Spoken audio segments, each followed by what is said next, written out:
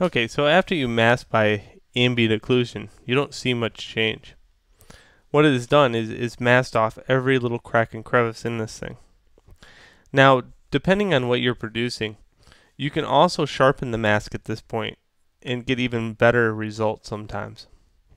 So now that it's masked, let's produce an actual map from that. Let's hit create alpha. Again, you should probably make a new texture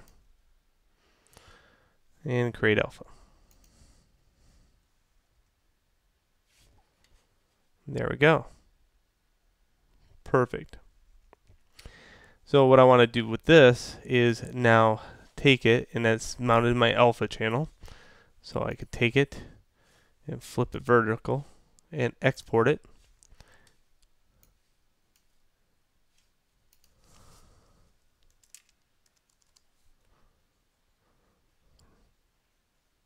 Rocks underscore occlusion TIFF. Incidentally, now that it's over here, you can mask by alpha. And that's a really strong mask. So you can do all kinds of crazy stuff now.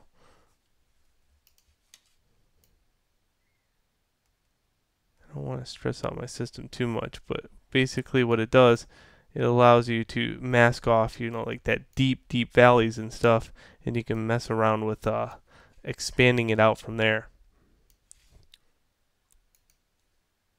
Pretty sweet. Say if you had, it's especially good for like this stuff, this kind of work. For a real strong mask like that, you can do some nice results. I wanted to show you, but hold on.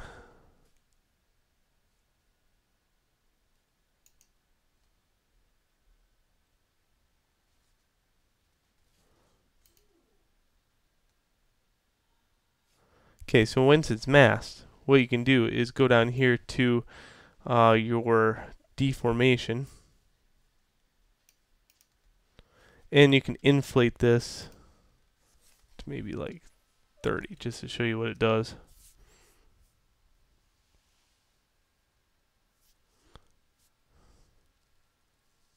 Probably got it backwards. The hardest thing to tell is like, do you have what masked? Do you have the rocks masked, or do you have the cracks and crevices masked? So, wow, that did strengthen it up quite a bit. There's all kinds of little bumps in there now. Nice.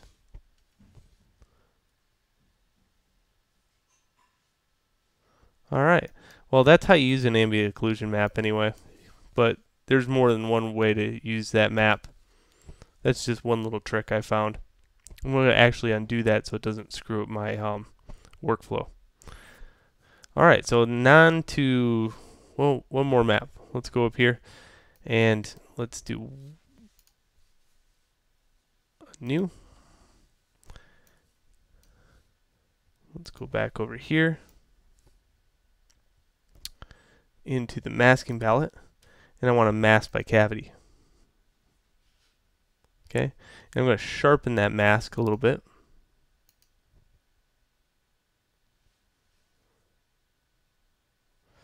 Then I'm going to inverse it. And then what I'm going to do is produce an alpha from it.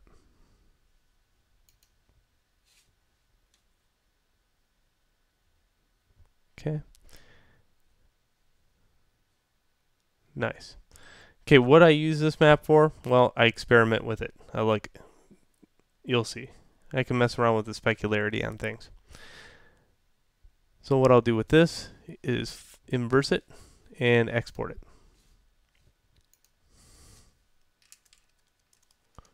I don't know what you would call that, so I'm just going to call it weird.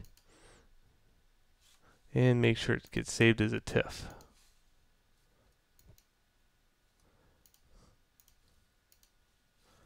Alright, so now what we do is take all those maps and bring them into the Blender game engine and see what we can produce.